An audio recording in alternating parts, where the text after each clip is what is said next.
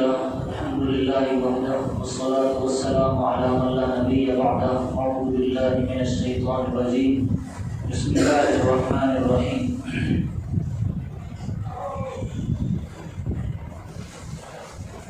والذي بعث في الأميين رسولا منهم يتلو عليهم آياته ويزكيهم ويعلمهم الكتاب والحكمة وإن كانوا من قبل لفي ضلال مبين. اللهم صل على سيدنا محمد وعلى آل سيدنا محمد وبارك وسلم. محترم سامعین، بزرگان دین اور عزیز نوجوانوں،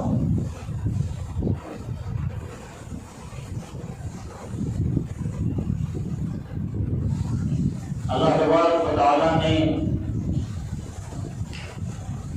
اس روئے زمین پر مختلف قسم کی مخلوقات پیدا کی. دنیا میں مختلف عجائبات ہے، قسم قسم کی رنگا رنگی ہے. اللہ تبارک و تعالیٰ نے زمین کے اندر عجیب عجیب کیڑے مکوڑے پیدا کیے. سمندروں کی لہروں میں اور اس کے تھپیڑوں میں اور اس کی تہ میں بھی اللہ نے جانور پیدا کیے. اللہ نے گھریلو جانور الگ پیدا کیے، تو جنگل کے جانور کی الگ خاصیات ہے، ان کی الگ صفات ہے. یعنی یہ کہ جمادات سے لے کر انسان تک اللہ تبارک و تعالیٰ نے جتنی بھی چیزیں بنائی ہیں، بھلے وہ جمادات ہو، ایک ذرہ ہو، ایک چٹان ہو، ایک پہاڑ ہو، یا پھر کوئی بھی ٹھوس چیز ہو. اس کے بعد نباتات، ایک چھوٹے پیڑ پودے سے لے کر بڑے سے بڑے درخت تک، اور یا پھر حیوانات ہو. حیوانات ایک چوٹی کے اس چھوٹے سے کیڑے سے لے کر کے بڑے سے بڑے ہاتھی اور اونٹ اور انسان تک اللہ تبارک و تعالیٰ نے جتنی بھی چیزیں بنائی، ان سب میں اللہ نے 3 چیزیں رکھی ہیں. ایک احساس، دوسرا ادراک، تیسرا ارادہ.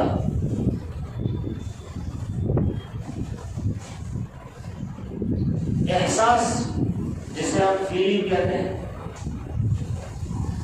ادراک کا میننگ شاید انگریزی کے اندر اس کا کمپریسیو ہو.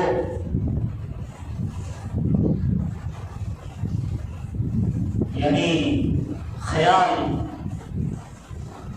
کسی چیز کا لحاظ کرنا، خیال کرنا، لحاظ رکھنا، اس کو کہتے ہیں ادراک. یہ بھی اللہ نے ان تمام چیزوں میں رکھا. اور تیسری چیز ہے ارادہ، انٹینشن، نیت. اب آپ غور کریں گے اللہ کی مخلوقات پر، تو کمی بیشی کے ساتھ کسی میں ادراک زیادہ ہے، تو کسی میں احساس زیادہ ہے، تو کسی میں ارادہ زیادہ ہے. اور کوئی ایسا بھی ہے جیسے انسان، جس میں تینوں چیزیں بہت مکمل طور پر پائی جاتی ہیں. انسان میں احساس بھی ہے، انسان میں ادراک بھی ہے، اور انسان میں ارادہ بھی ہے. یہ چیزیں جہاں کم ہو جاتی ہے، یہ چیزوں میں کمی بیشی جہاں بھی ہوتی ہے، جہاں بھی کم ہوا، اللہ نے اس پر ذمہ داری بھی کم ڈالی.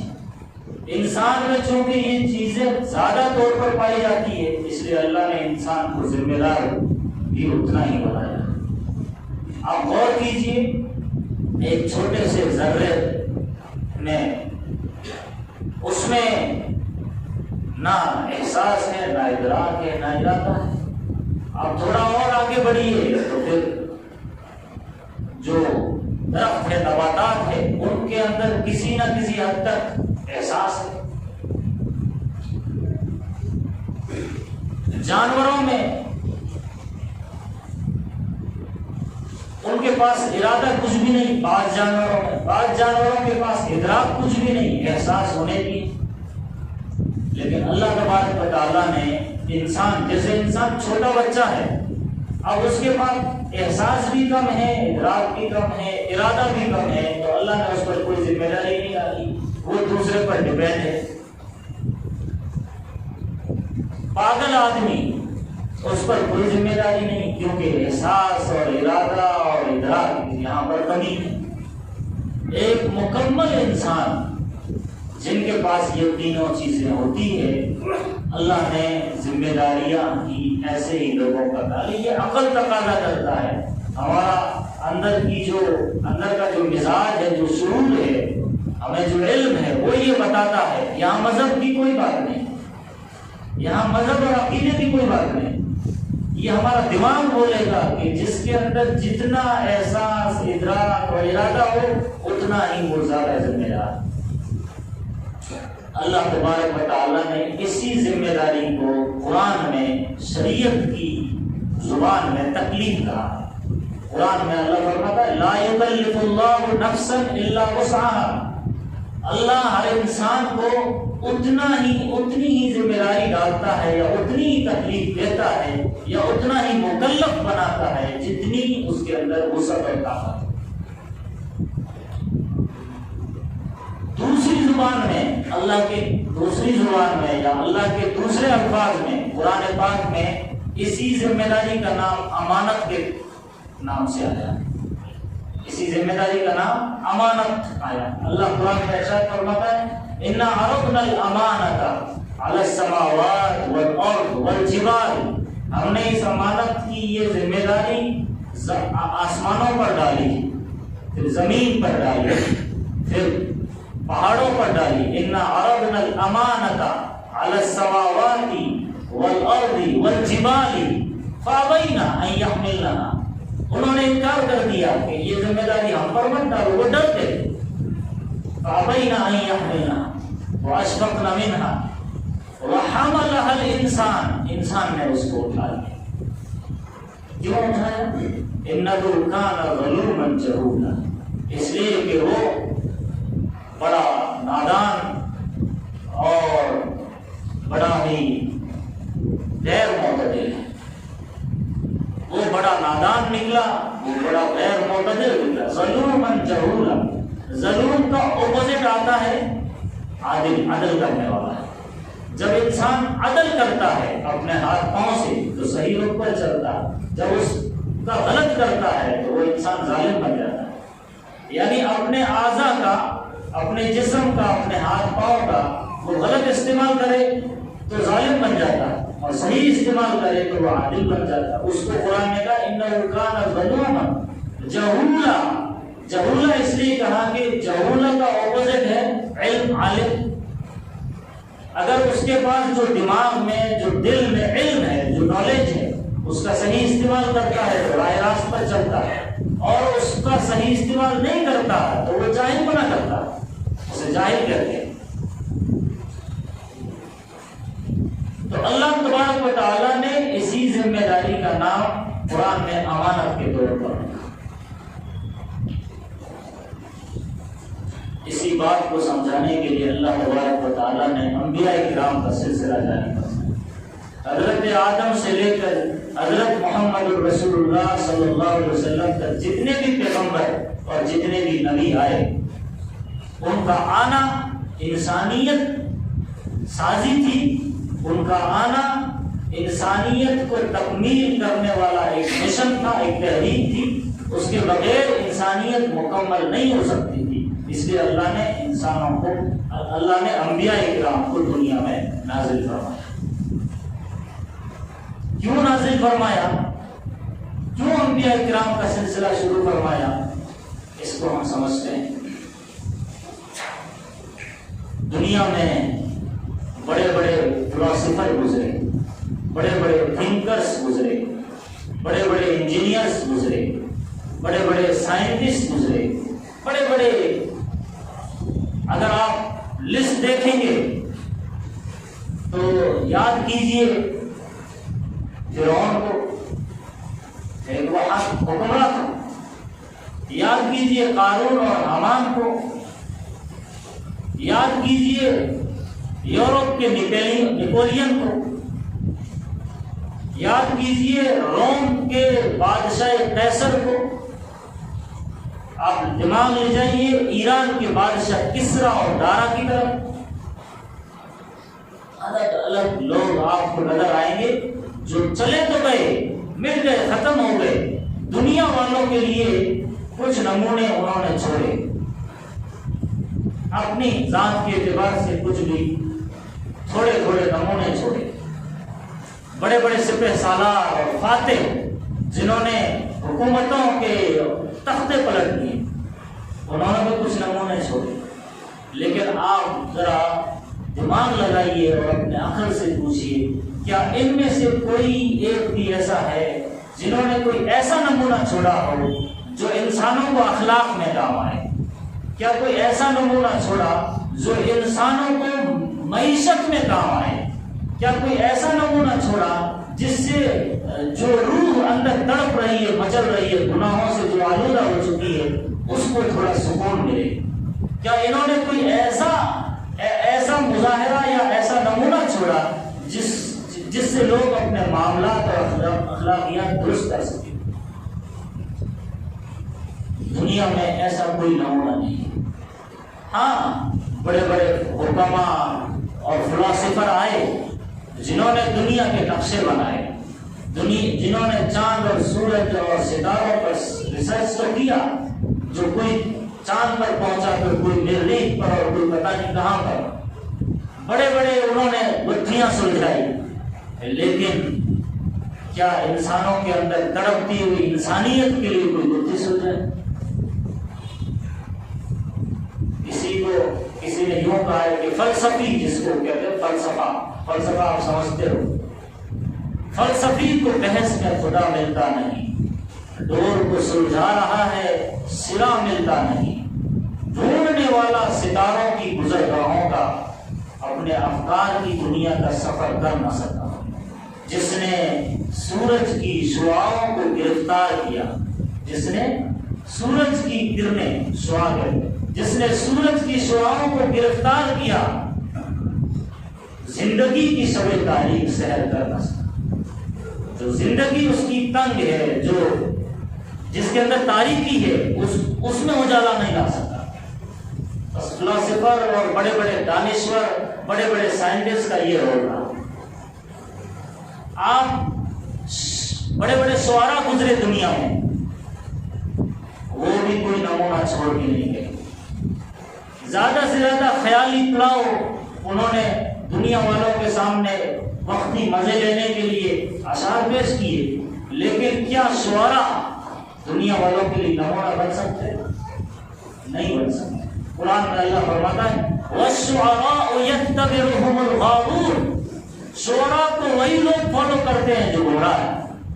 وَالشُّعَرَاءُ يَتَّبِعُهُمُ الْغَاوُونَ أَلَمْ تَرَ أَنَّهُمْ فِي كُلِّ وَادٍ يَهِيمُونَ، تم نے دیکھا کہ یہ سب خیالی وادیوں میں بھٹکتے رہتے ہیں، صرف خیالات کی دنیا میں، باہر عملی زندگی میں کوئی لوگ ماڈل نہیں ہو۔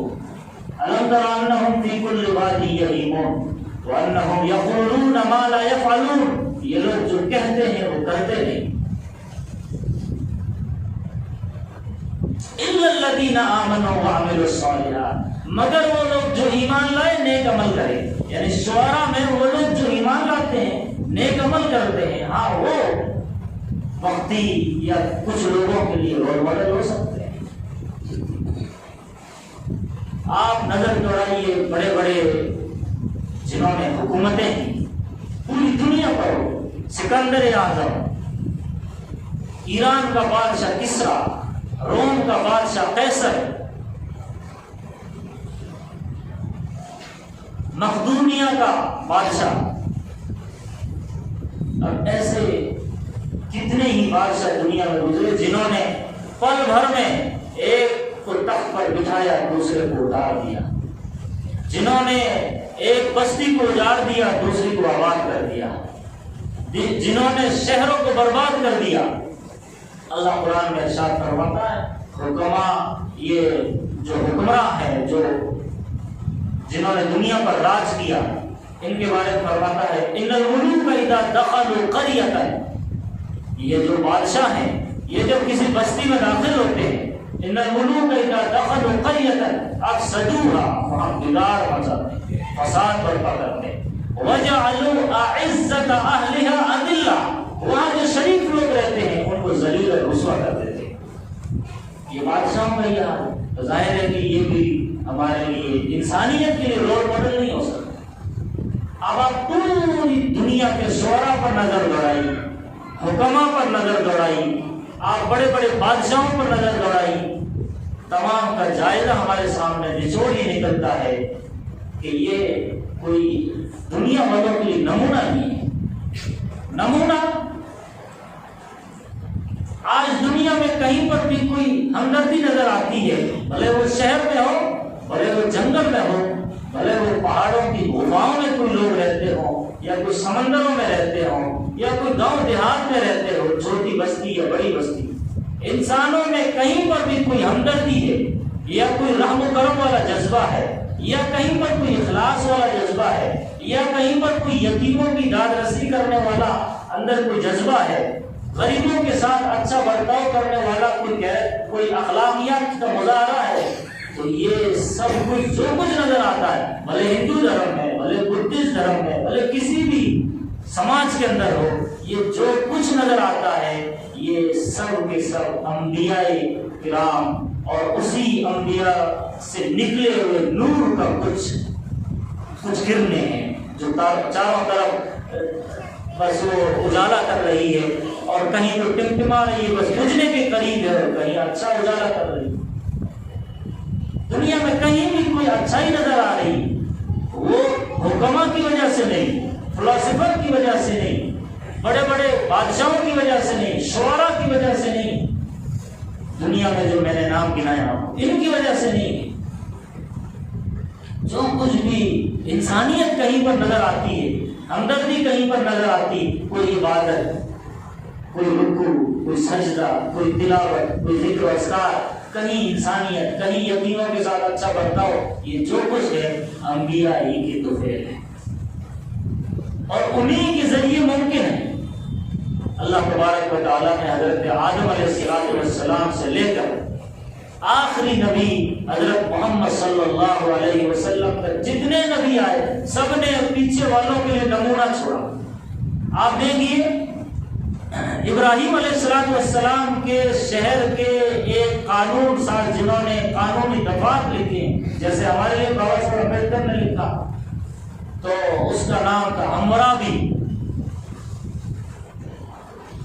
قانون لکھا، لیکن آج وہ مل چکا، ختم ہو چکا، وہ ختم ہو گیا، لیکن ابراہیم کی تعلیم آج بھی زندہ ہے، حضرت ابراہیم کی تعلیم آج بھی زندہ ہے۔ حضرت موسیٰ کے دور میں فرعون کا یہ دعویٰ کہ انا ربکم الاعلی، میں ہی سب سے بڑا خدا ہوں، یہ دعویٰ مٹی میں مل گیا، لیکن موسیٰ کی تعلیم اور ان کا معجزہ آج بھی زندہ ہے، لوگ اس سے فائدہ اٹھاتے ہیں، حضرت موسیٰ کو ماننے والے یہودی۔ حضرت عیسیٰ کے دور میں جو رومی لا تھا، اسی رومی لا نے، قانون نے حضرت عیسیٰ کو گنہگار ٹھہرایا، عدالت میں گنہگار ثابت کیا، وہ رومی لا ختم ہو گیا، لیکن حضرت عیسیٰ کی تعلیمات، ان کے اخلاقیات، ان کے معجزے آج بھی عیسائی لوگ ان سے فائدہ اٹھاتے ہیں۔